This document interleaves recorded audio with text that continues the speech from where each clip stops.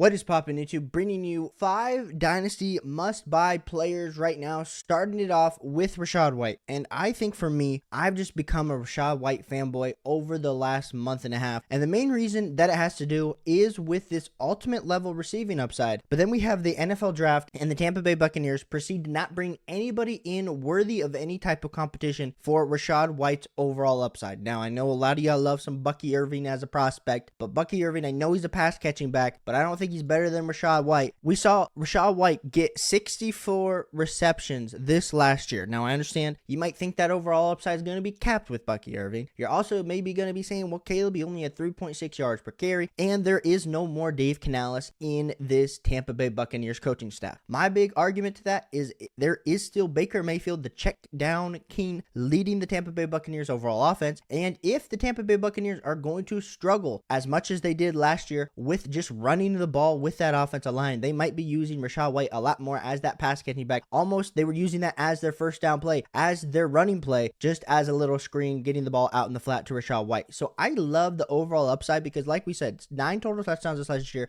RB10 overall on a points per game basis. When we look over on Keep Trade Cut, he's RB14 overall player 80, and if you look over on Flock Fantasy, he is RB14 overall player 75. So the community has him pretty much set in stone as RB14. But when we're talking about guys ahead of Rachaad White, we're talking about guys like Isaiah Pacheco, like James Cook, like Jonathan Brooks. And I know a lot of people love some Jonathan Brooks. A lot of people love some James Cook and Isaiah Pacheco. But do those guys have the ultimate top 5 level ceiling and upside that Rachaad White does, just based on that pass catching work? And if somehow the touchdowns were to fall into place for this Tampa Bay Buccaneers offense this year, where he could get more than 9 total touchdowns he did this last year, could that be something that would be benefit Rachaad White? I think so. So that's really why, for me, I think Rachaad White is the perfect buy, especially if you need to be buying a running back. I know I said in past videos, I don't necessarily always love to target the running back position in trades at this time of year, but I do think there is some value to be had where we're looking at a Rachaad White for a 2nd and 3rd round pick and a 2 quarterback start 11 format. I like that. Rachaad White for a 2nd round pick. That also got done today for a 2025 2nd round pick. That's interesting. Then we got the 108 for Rachaad White and a 2025 round 3 pick. At the 108, we're probably talking like Brock Bowers. Now, that might not be the best buy. Like, I would prefer probably to trade somewhere around the 109, 110 for Rachaad White if I really needed a running back. But I could see that if that was the only deal that you could get done with the Rachaad White owner, that'd be something that you could swing. Rachaad White or Jordan Addison. I always love to take the young wide receiver. I probably lean Jordan Addison there, but I think that is a deal if you do need,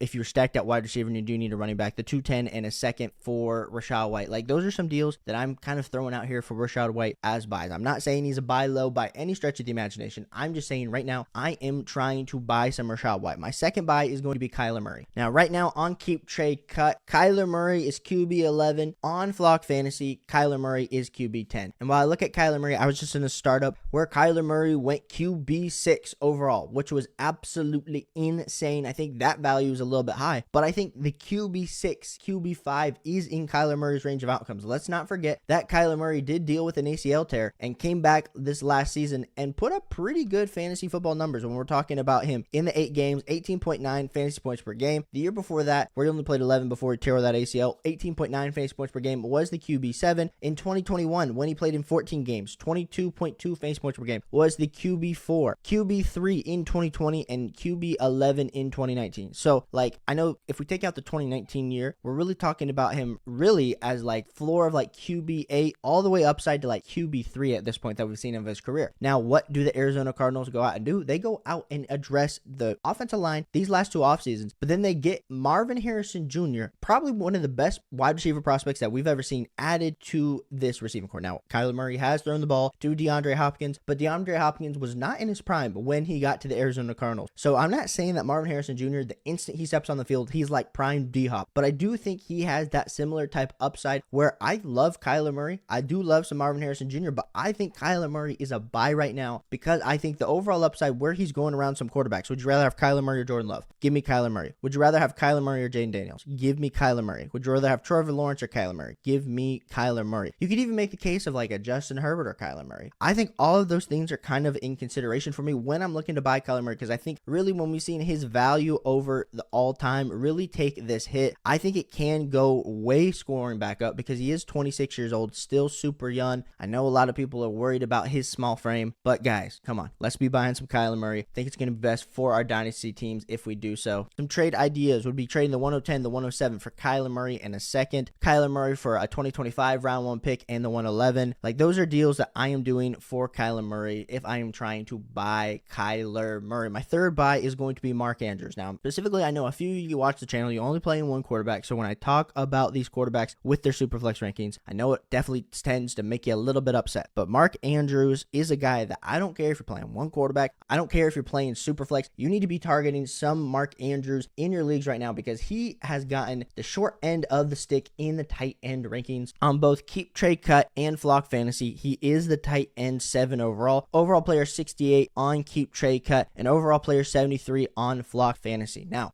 you're telling me that there's 6 better tight ends than Mark Andrews. Now, I know there are some young bloods like Trey McBride, Sam Laporta, Dalton Kincaid, Kyle Pitts that have come in. But when we're looking at these rankings and all of these situations, TJ Hawkinson, who's dealing with that ACL tear, who coming back week 10 this next season, is ahead of him. Kyle Pitts, who we haven't necessarily seen, we've seen the high-end upside that we think he potentially has based on him as a prospect, as a receiving prospect, but we haven't seen that all put together on the field. I also understand that Mark Andrews is getting up there in age. He's 28.7 years old. He will be turning 29. But really, tight end, their prime is 27 to 32. It's a little bit different than other positions in the NFL. It takes them a little bit longer to get going unless you're somehow Sam Laporta, Trey McBride. Shout out to those two guys. But I just cannot wrap my head around the fact that Mark Andrews' value is so low, and especially if you're playing in some type of tight end premium format, go get some Mark Andrews, because it was only a few years ago where Mark Andrews was the tight end 1 in 2021 in a points per game basis. In 2022 was the tight end 3, and even last year was the tight end 5. So, and I would say last year was really a down year, where in the 10 games that he played, only had 61 targets, 45 receptions, 6 total touchdowns. I like some Mark Andrews. I know they're adding weapons, but really, they really added like Dontrez Walker as a receiving option. They left Zay Flowers as the clear alpha on the wide receiver core, but I think Mark Andrews is still the number 1 receiving option in this offense. And I know they added Derrick Henry, so they've always been ground and pound. That doesn't concern me about Mark Andrews' overall value. I understand the injury concern that he did have this last season. Give me some Mark Andrews, guys, in tight end premium formats. I love me some Mark Andrews. I think you should be going and targeting some Mark Andrews because he might actually be a buy low. I know this is more like I'm talking about players that I like,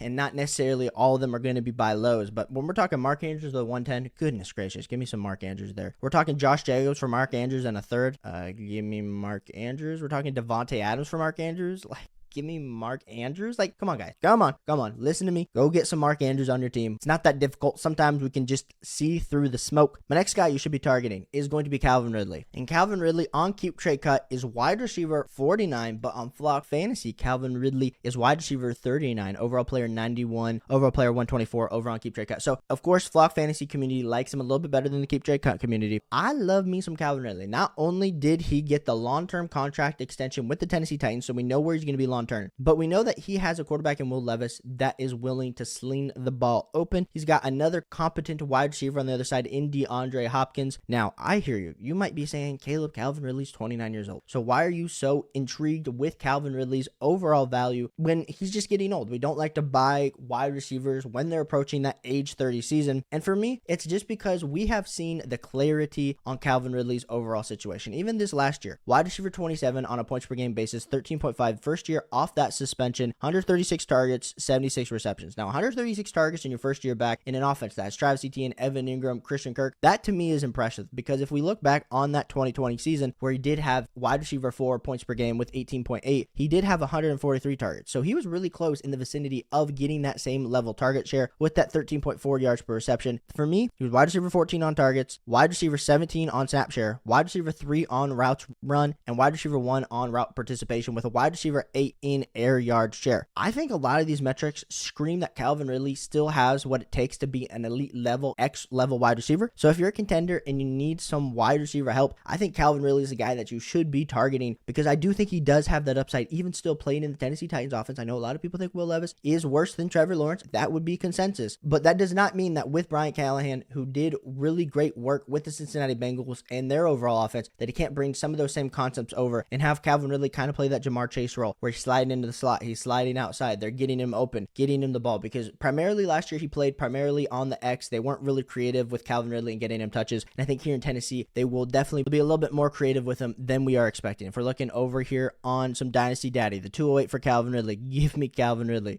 Curtis Samuel for Calvin Ridley in the 509. Give me Calvin Ridley over Curtis Samuel. Calvin Ridley or Rashee Rice. Give me some Calvin Ridley. Give me Calvin Ridley over Desmond Ridder, the 206. Like, those are some deals. I think Calvin Ridley definitely probably is a buy low. Like I said, some of these are just buys, some of these are buy lows, but Calvin Ridley to me is the player that I would be targeting, that I'm trying to get onto all of my Dynasty rosters at the current moment. My next guy that I think is a great buy right now is Drake Maye. You just got out of your rookie drafts, and that New England Patriots landing spot was maybe the death kiss to Drake Maye in the Dynasty community, because a lot of people are off him. A lot of people were debating Jaden Daniels, Drake Maye. For the longest time, consensus kind of came on to Jaden Daniels as the canonical quarterback, but then Drake Maye lands with the New England Patriots, and everyone's like, get him off of my radar. I want nothing to do with him. And the crazy thing is I've been in some rookie drafts where JJ McCarthy has gone ahead of Drake Maye. Like, come on, what are we doing? What are we doing? QB 15 on Keep Trade Cut over on Flock Fantasy. He is QB 15 as well. So QB 15 across the board. But when we're looking at him, of course, like, you got guys like Brock Purdy, probably the only quarterback that I would be taking in the tier above. But we got some conversations of people taking Dak Prescott, Tua Tagovailoa, JJ McCarthy over Drake Maye. And it's like, what are we doing? Drake Maye in any other class is the clear QB1. And I understand this Patriots organization, with their offensive organization as a whole, it's been in shambles under Bill Belichick the last few years, post Tom Brady era. So you're like, Drake Maye is just going to step in and be the new Mac Jones, which to anyone who had Mac Jones or drafted them on your Dynasty roster, it's been abysmal the last few seasons. That's why he's now the backup for the Jacksonville Jaguars. But Drake Maye, they did address the wide receiver position pretty heavily. I love some Pop Douglas. I do love some Polk. So I get you. There are some options there. Not elite level options by any stretch of the imagination. But I do think with Ramondre Stevenson, with Antonio Gibson in the backfield, it's not the most ideal rookie situation, but it also isn't the worst that we have seen. I would take this over the Bryce Young landing spot last year. I think this Patriots offense will definitely be improved compared to what poor Bryce Young walked into last year. So I like some Drake Maye. I think it's a great time. If someone drafted him at the 106, 107, they probably don't feel great because they feel like they maybe got a steal. If they feel the way that I do, maybe there is some room to try to go trade for him. But if you need a young quarterback they think has the overall upside, the cheapest time to get a young quarterback is during your rookie drafts. So if your draft has already happened, I would maybe try to go see if I can go swing an offer for some Drake Maye, because I like some Drake Maye and that overall upside that is presented to him. And I know I told you guys 5, but I will give you a 6th player that I'm buying, and that's going to be Kirk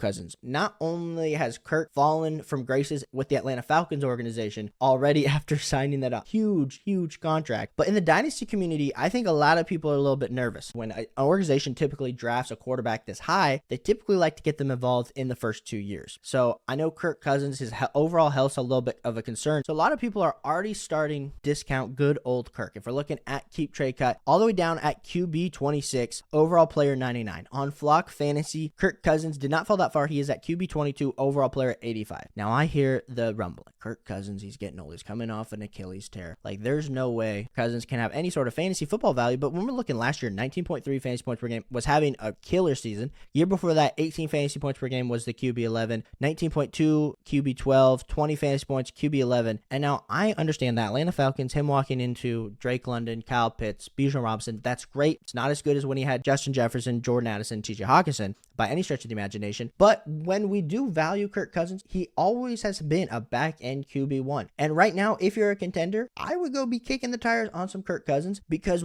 I think for me, the next 2 years are Kirk Cousins for sure. Now, that third year, the guarantee money runs out. I think that's probably when they hand the keys over to Michael Penix Jr. But when we're playing in Dynasty, you hope to kind of predict 3 years out, but really we can only predict 1 year out, 2 years out. And I think Kirk Cousins, with all that guarantee money, he will be a starter for the Atlanta Falcons over the next 2 seasons. Now, I'm not saying it's not going to be a roller coaster ride with the fans wanting Michael Penix Jr. if something goes wrong because of the high draft capital that they invested in him. But Kirk Cousins, to me, with the roster that they have, Strickland, with Kyle Pitts, with Bijan Robinson, really excited for Kirk Cousins. And I would be trying to buy him in Dynasty. When we look at some trades that have recently gone down, a 2025 round 1 pick for Kirk Cousins, Rondale Moore, and a third. A round 1 and a round 2 pick in 2025 for Kirk Cousins. Love that deal. Kirk Cousins for James Cook straight up. If you need a quarterback, I could see you doing that. We got a 102 and the 302 for Zach Moss, Kirk Cousins, and the 103.